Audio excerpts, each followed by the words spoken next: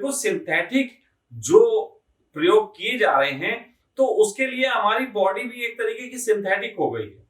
मैं आपको ये बता देना चाहता हूं कि जब ये फिल्में बनती हैं आपकी जो कि फ्यूचर से रिलेटेड होती है, जिनमें दिखाया जाता है कि फ्यूचर में एक आदमी होगा जिसमें ऑर्गन्स लगे होंगे, नकली काम कर रहे होंगे, तो असल में वो बिल्कुल ठीक है।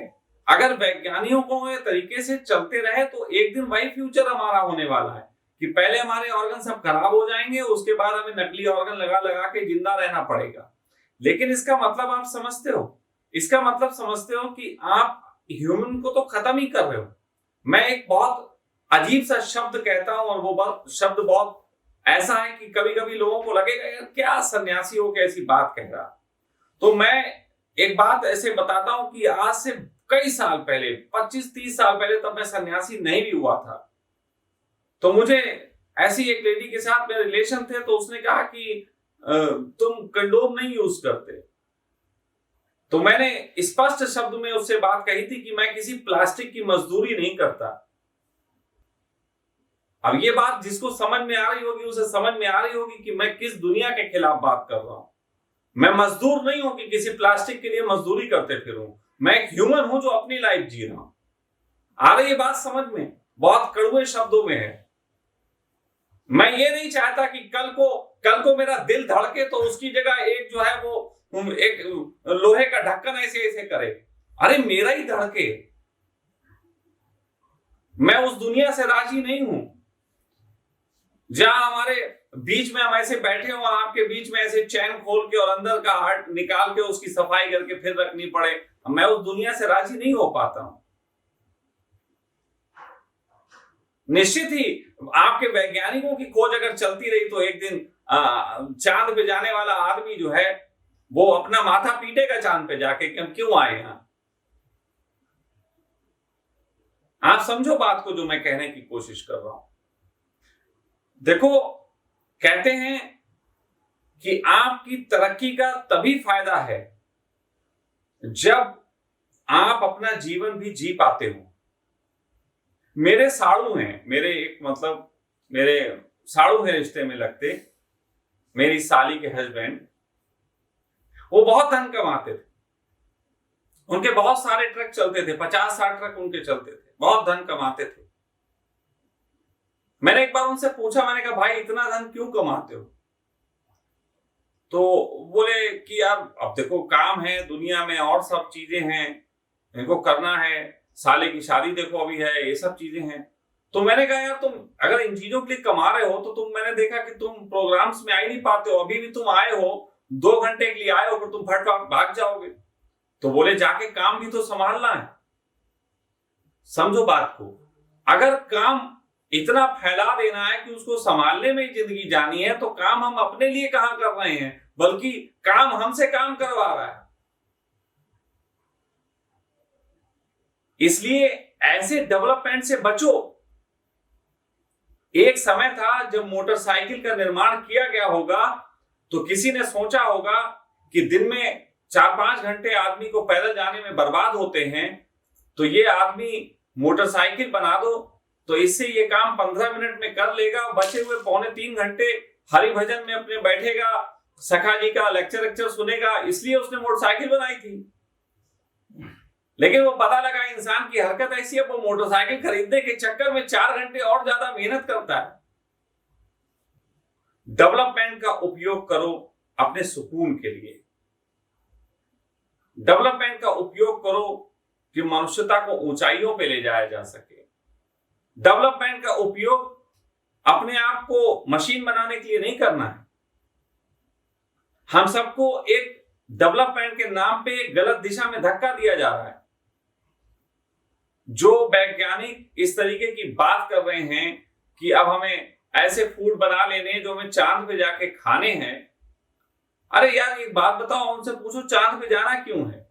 अभी तुम अपनी धरती को अच्छा नहीं कर पाए, चांद पे जाके क्यों उपद्रव करोगे? चांद पे जाके भी हिंदू मुस्लिम करोगे?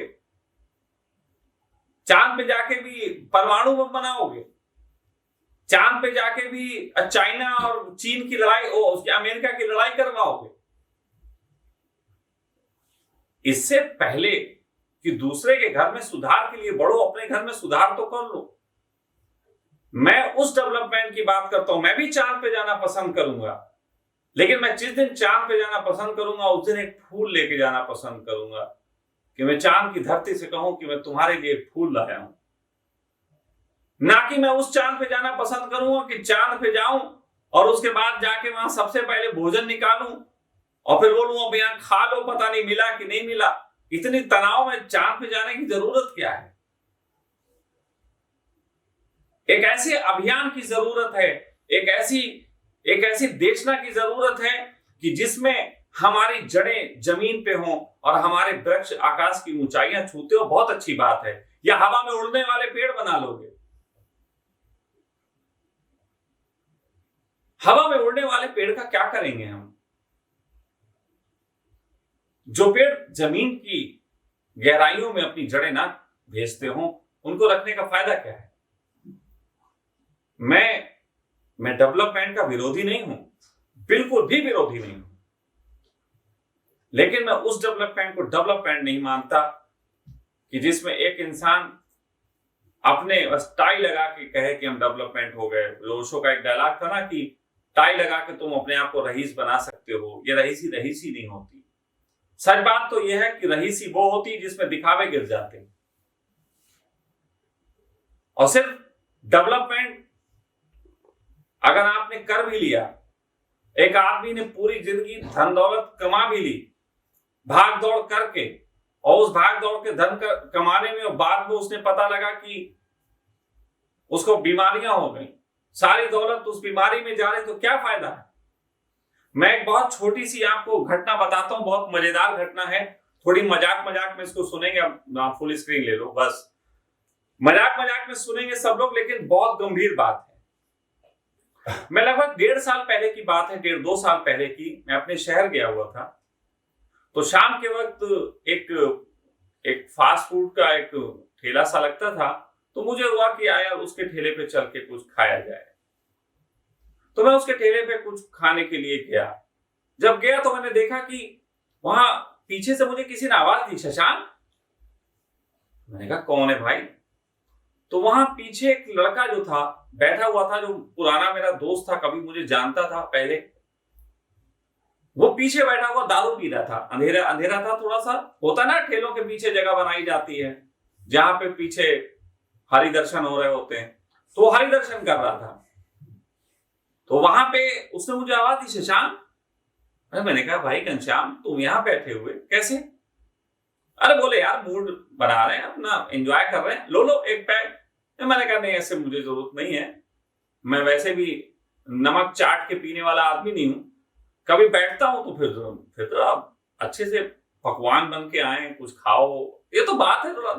अब ये क्या हुआ कि नमक चाट लिया पीछे बैठ के? तो मैंने मना कर दिया। मैंने कहा भाई नहीं, मुझे रहने दो।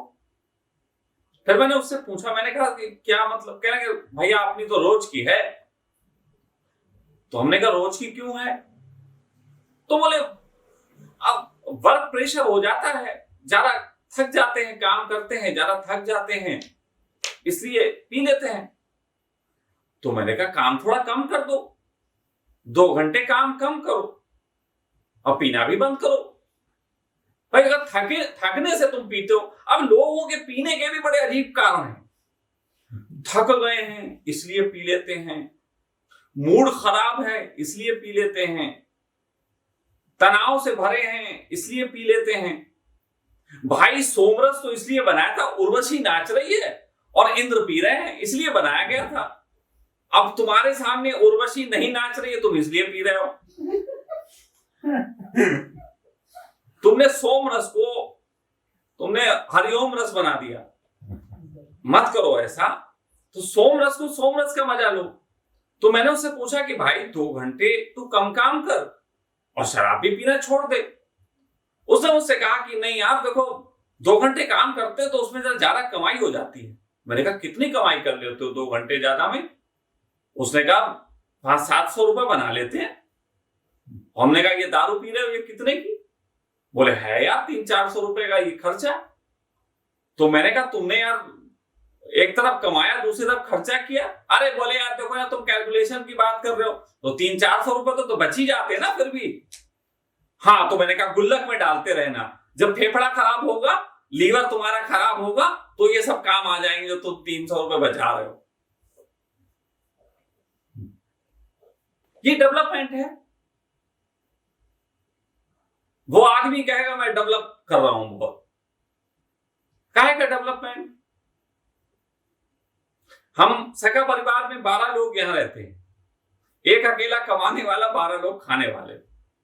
मालूम है, बड़े सिंपल तरीके से अगर इन 12 बच्चों की जॉब लगवा दें और ये 20-20, 25-25, 30-30 हजार रुपए कमा के लाएं तो बड़े मजे हो सकते हैं। लेकिन गौर करो, अगर ये सारे बच्चे कमाने जाएं तो प्रतिदिन का जितना तेल खर्चा करेंगे, उस मात्र तेल के खर्चे में घर बैठ के खाना खा सकते हैं।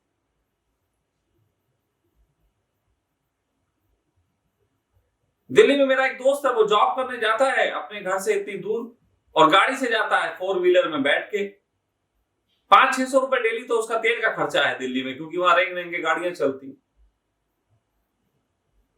यार। 600 रुपए तो मतलब महीने में 18,000 रुपए की कम जॉब कर ले, कोई छोटी सी अपने घर के पास कर ले, साइकिल से चला जा। तो चांद पे जाना जरूरी है क्या? अभी पड़ोसी हमारा दुखी है, हम चांद पे भी जा रहे हैं कि एक और दुखी करके आए। हम मंगल पे जाएंगे, वहां एलियंस रहते हैं, उनको भी दुखी करेंगे। नहीं चाहिए ऐसा डेवलपमेंट। डेवलपमेंट का तो अर्थ होता है कि एक आदमी संपन्नता से भर गया। मैं भी कहता हूं, जब वो आया था मेरे पास, उसने मुझसे कहा स्वामी जी मेरा तो बस कोई लक्ष्य नहीं है समाज सेवा का, मेरा तो सिंपल लक्ष्य है कि मैं अपनी जमीन लूंगा, उस पर अपना ऑर्गेनिक खेती करूंगा, एक झोपड़ी बनाऊंगा, उसमें मजे से रहूंगा। तो मैंने उससे कहा, मैंने कहा जितने मजे की तू तलाश करता है उतना मजा तो मेरे पास उपलब्ध है, उतना मजा तो मेरे पास है। तो उसने कहा क्या आप और मजे के लिए कर रहे हैं? हमने कहा नहीं, मैक्सिमम जितना आनंद एक जगत में कोई व्यक्ति सोचता है, आप में से कोई भी व्यक्ति, मैं डंके की चोट पे कह रहा हूं, आप में से कोई भी व्यक्ति जितने आनंद की कल्पना करता है कि मैं एक ऐसी स्टेट बना लूं जहां पे मुझे इतना धन हो, मेरे पास इतना ऐसी सुविधा हो, ऐसे लोग हों, ऐसा प्रेम हो, ऐसा रहन सहन हो, ऐसी मतलब जितना सोचते हैं वो सब मेरे पास उपलब्ध है। मुझे कोई जरूरत नहीं कुछ भी ना करूं। मैं जितना सब ये आप लोगों के लिए, जगत के लिए करने में जितना व्यय कर देता हूं, मैं ये कुछ भी ना करूं तो मेरे पास इतना है कि मैं आराम से बैठ के खा सकता हूं। है का मतलब बैंक बैलेंस नहीं, मैंने प्रेम ही इतना बांट दिया कि मुझे पूरी जिंदगी कोई जरूरत नहीं पड़ेगी। 2-4 लोग मुझे उतना भेज देंगे जितने में मेरा चल जाएगा, मुझे घर से बाहर निकलने की जरूरत नहीं। लोगों के अच्छे करने में मेरी गाड़ी महीने में 30-40 हजार रुपए खा जाती है। लेकिन मैंने उससे कहा कि मैं डेवलप्ड आदमी हूं, मैंने वो ऊंचाइयां छू ली हैं जहां पे मैं आनंदित हूं। और आनंदित व्यक्ति के लिए कहा जा सकता है कि किसी की मुस्कुराहटों पे हो निसार, किसी का दर्द मिल सके तो ले उधार, किसी के वास्ते हो तेरे दिल में प्यार, जीना इसी का नाम। जीने का आनंद ही तब शुरू होता है जब तुम अपना जी चुके होते हो। मैं अपना जी चुका, मैं अपना जी चुका। अब मैंने आनंद में कदम रखा। जिस दिन से मेरी चाहते पूर्ण हो गई हैं, उस दिन से मैंने आनंद में कदम रखा है। और इसीलिए एक कहते हैं ना कि छाती में किसी के दूध भरा होता है मां के, तो वो खुद नहीं पीती, दूसरों को ढूंढती है कोई बच्चा जिसको वो पिला सके। ऐसे ही मेरी छाती में दूध है भरा हुआ, अपने आनंद का जिसे मैं ढूंढता हूं किसी को दे सकूं। ये है डेवलपमेंट। और इसके लिए मुझे चांद पे जाने की जरूरत नहीं, मेरे आस पड़ोस में बड़ा दुख फैला हुआ है, इसके लिए चांद जाने की क्या जरूरत?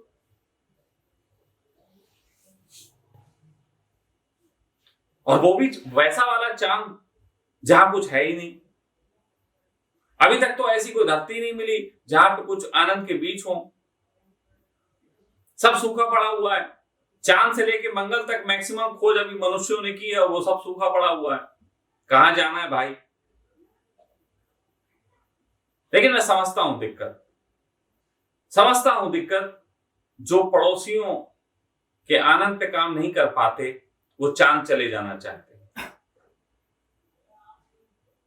एक जमाना था कि रोज शाम को लोग बैठ के अपने पड़ोसी के साथ गप्पे मार के जीवन का आनंद लेते थे, और एक वो जमाना है कि पड़ोसी की शक्ल दिख जाती है तो मूड खराब हो जाता है लोगों का। लोग दूर भागते हैं, निकट में आनंद नहीं दिखाई देता, और मैं इसको डेवलपमेंट नहीं मानता। चांद पे नहीं, तुम कहीं चले जा, जो भी ये खोज कर रहे हैं, असल में इन्हीं खोज करने वालों को मेरी लड़ाई है, इन्हीं खोज करने वालों से मेरा चैलेंज है कि कहां तुम खोज कर रहे हो, क्यों कर रहे हो।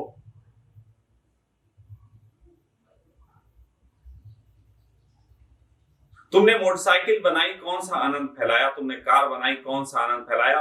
हर चीज के बाद एक नया बवाल पैदा कर दिया। शुरुआत में तुमने उसके फायदे बता के बिजनेस कर लिया, बाद में तुमने कह दिया कि ये चीज गलत है, ऑर्गेनिक नहीं, अब ये खाओ, अब वो खाओ, यही करने लगे। इसको डेवलपमेंट नहीं कहते। और मैं ऑर्गेनिक के पीछे जब बात आई है तो मैं अंधविश्वासी या अंध मान्यता के साथ कुछ नहीं करता। मैं उस चीज में घुस के खोजता हूं कि है क्या मामला। और मैंने भी ऑर्गेनिक पे जब जा रहा हूं तो मुझे ऑर्गेनिक की अच्छाइयां, बुराइयां, सिस्टम, इसमें सब चीजें समझ में आ रही हैं, और मैं उसके बीच ही काम करूंगा। मैं अच्छाई बुराई से दोनों से परिचित कराऊंगा लोगों को।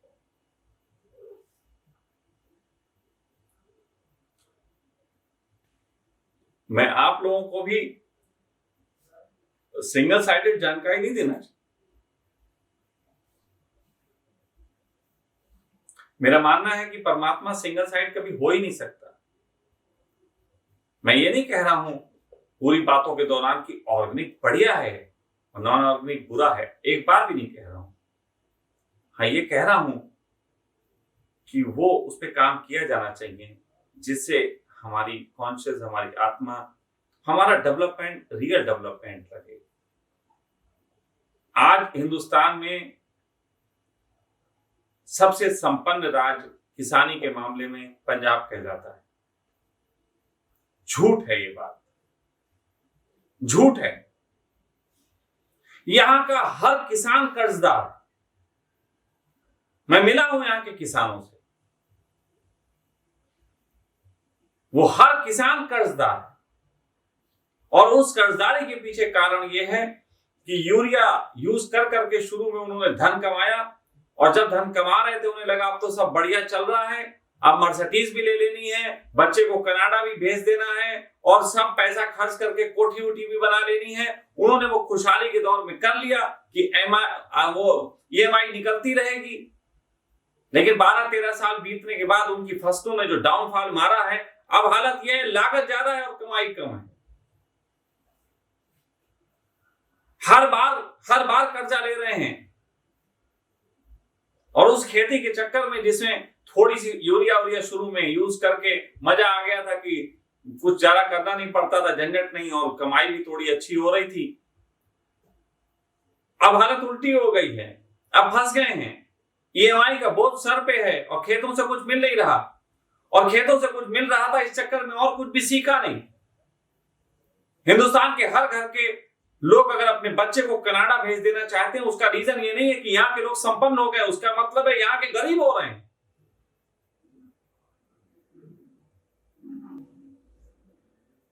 कोई कनाडा यहां से जाने का मतलब मत समझ लेना रहीसी, ऐसा समझ लो कि बाहर भेज दिए अपने बच्चे भीख मांगने के लिए कि यहां थोड़ा बेचते रहना। हाँ, फिर बाहर के जाके कुछ लोगों ने मेहनत की है, जैसे यहां मेहनत अपनी करते थे खेतों में। मुझे पता है यहां अभी भी हम लोगों के बीच में कनाडा में एक मां रहती हैं, उनसे भी जानकारियां मिलती हैं। इस समय मेरा भांजा भी कनाडा में है। यहां मेहनत करते शर्म आती है, और वहां कनाडा में जाके खुद के सब काम करते हैं, बर्तन भी धोते हैं, सारी मेहनत करते हैं, वहां एम्प्लॉय भी नहीं मिलते। यहां तो फिर भी बाइक मिल जाती है 600 रुपए 1000 रुपए पे काम करने वाली, वहां नहीं मिलती। वहां रहते हैं जाके बड़े शान से कि कमा रहे हैं, और नया नया जो जाता है वो वहां बचत करता है, जाके अपना कम खा खा के बचत करता है कि इंडिया भेजना है, और भेजता है इंडिया, क्योंकि उसके दिल में दर्द है, उसने वहां मेहनत करी और यहां के लोग मेहनत भूल गए, तो फिर वो वहां से भेजता भी है, और फिर नतीजा ये होता है कि उस पैसे का उपयोग करके पूरा पंजाब जो है वो नशे में डूब गया। मैं तो कनाडा से जो लोग पैसा भेजते हैं ऐसे लोगों को, जो कि समाज के लिए कुछ ना करके और सिर्फ अपना घर चलाने के लिए पैसे ले रहे हैं, ऐसे लोगों को नशे का गुनहगार बनाने के लिए कैनेडियन जिम्मेदार है। और मैं कहता हूं तुम वहां चले गए थे, वहां जाके तुम इतनी मेहनत कर रहे हो, वही मेहनत तुमने अपने खेतों में की होती तो आज पंजाब की ये हालत नहीं होती। थोड़ा सा मेरी बात कठोर लग रही होगी आज मां को, लेकिन थोड़ा सोचने की बात है। थोड़ा सोचिए कि वहां इतनी मेहनत करनी पड़ रही, ठीक है कुछ साल खुशहाली के साल आपने भी देखे, लेकिन आप बताओ कि आपने वहां पे क्या खोया। अगर कंपैरिजन करोगे तो आप पाओगे कि एक तरफ हमने डेवलपमेंट पाया, वो डेवलपमेंट जिसपे चांद पे जा रहे हैं, दूसरी तरफ आपने खोया अपने निकट की बहुत से वो प्यार, निकट का बहुत सा वो आनंद जिसके लिए आज आप तरसते हो। मैं बिल्कुल कठोर शब्दों में बोल रहा हूं ये चीज, और बुरा कह के नहीं बोल रहा हूं। मुझे दर्द होता है इस चीज का कि मैं जब देखता हूं चारों तरफ लोगों की हालत, तो बड़ी अजीब सी हालत है।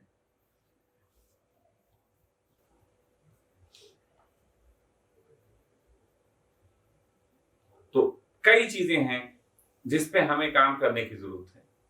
हमें सबसे पहले अपने निकट पे काम करने की जरूरत है। मैंने इसीलिए ये ऑर्गेनिक का मुद्दा चुना। मुझे क्या था यार, बाबागिरी अच्छी चल रही थी, क्यों पड़ी लकड़ियां करनी, लेकिन नहीं,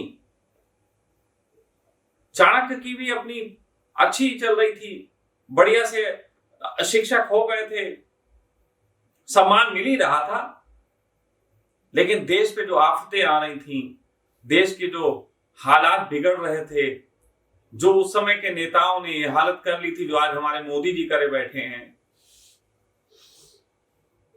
चाणक्य को उठना पड़ा।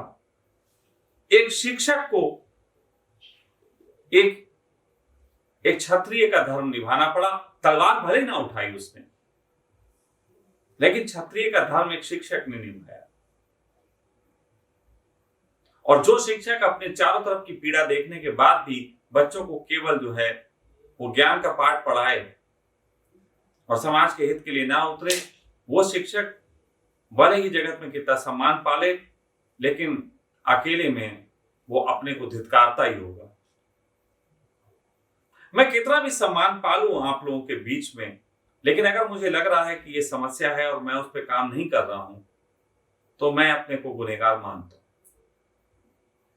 कोई मानता हो ना मानता हो, मैं मानता हूं। मेरी आत्मा मुझे धिक्कारती है, सोने नहीं देती। हमारे अभियान ऑर्गेनिक क्रांति और सखा ऑर्गेनिक हॉस्पिटल को समझने के लिए हमसे जुड़े रहें।